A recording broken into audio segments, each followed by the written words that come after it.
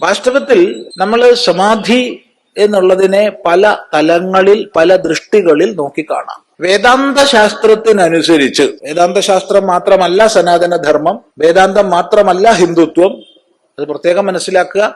അവിടെ യോഗമുണ്ട്, വ്യത്യസ്ത ചിന്താധാരകളുണ്ട്, മന്ത്ര തന്ത്ര ഉപാസനാ പദ്ധതികളുണ്ട്. യോഗത്തിൽ തന്നെ പല വകഭേദങ്ങളുണ്ട്. ശിവരാജയോഗമുണ്ട്, ഹഠയോഗമുണ്ട്. ഇനി ഇതിലൊക്കെ ഭിന്നമായിട്ട് അഗസ്ത്യപ്രോക്തമായിരിക്കുന്ന സിദ്ധ സമ്പ്രദായമുണ്ട്. ഇതെല്ലാം ചേർന്നതാണ് ഹിന്ദുധർമ്മം, സനാതനധർമ്മം. അല്ലാതെ ഏതെങ്കിലും ഒന്ന് മാത്രമല്ല. എങ്കിലും നമ്മൾ പറയുമ്പോൾ ആദ്യം വേദാന്ത ദൃഷ്ടിയിൽ പറയട്ടെ.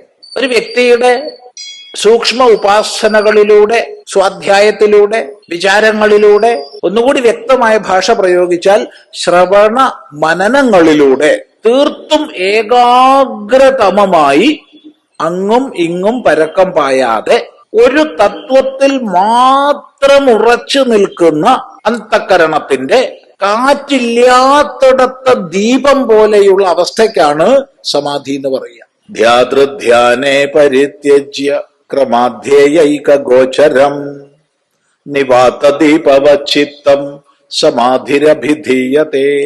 ധ്യാതാവ്, ധ്യേയം, ധ്യാനം, ഈ ത്രിപുടികൾ ഒഴിഞ്ഞ് കേവലമായ സത്യത്തിൽ മാത്രം ഉറച്ചു നിൽക്കുന്ന കാറ്റില്ലാത്തടത്ത ദീപം പോലെയുള്ള അന്ധകരണ സ്ഥിതിക്കാണ് സമാധി എന്ന് പറയുക. ഇതാണ് വേദാന്ത ദൃഷ്ടിയ സമാധി. ഈ സമാധിയിലേക്ക് എത്തിച്ചേരുന്ന തലങ്ങളെ യോഗശാസ്ത്രങ്ങളിൽ സമാധി എന്ന് പറയാറുണ്ട്. അവിടെയാണ് സബീജ സമാധി, നിർബീജ സമാധി എന്നൊക്കെ പല തരത്തിൽ, അല്ലെങ്കിൽ സവികൽപ്പ സമാധി, നിർവികൽപ്പ സമാധി എന്നൊക്കെ പല ഭാഷകളിൽ പറയുക. പക്ഷെ അവിടെയും ആത്യന്തികമായി നിർവികൽപ്പ സമാധി മാത്രമേ വേദാന്തിയുടെ ദൃഷ്ടിയിൽ സമാധിയുള്ളൂ.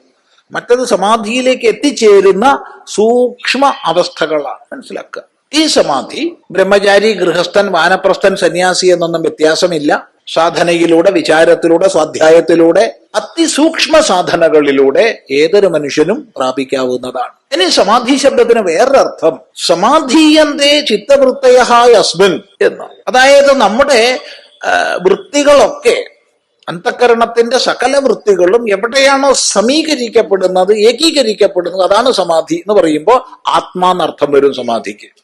ഭഗവാൻ ഭാഷ്യകാരൻ ശങ്കരാചാര്യ സ്വാമികള് ഭഗവത്ഗീതാ ഭാഷ്യത്തിൽ പല സന്ദർഭങ്ങളിലും ഈ അർത്ഥമാണ് സമാധിക്ക് സ്വീകരിച്ചത്, ആത്മാ എന്ന്. ഇപ്പൊ രണ്ടർത്ഥം പറഞ്ഞു.